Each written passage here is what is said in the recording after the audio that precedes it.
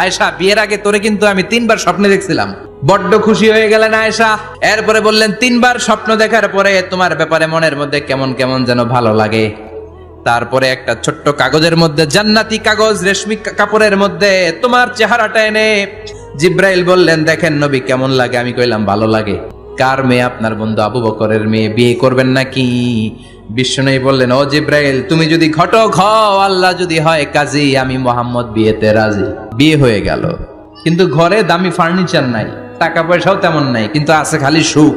এত ভালোবাসতেন মা আয়েশাকে। মা আয়েশা গ্লাসের যেই জায়গা দিয়ে পানি খেতেন, বিশ্বনবী ওই জায়গায় মুখ লাগিয়ে পানি খেত। মা আয়েশা গোশতকে হাড্ডি ফেলে দিলে বিশ্বনবী ওই হাড্ডিটা নিয়ে চষতে শুরু করে দিত।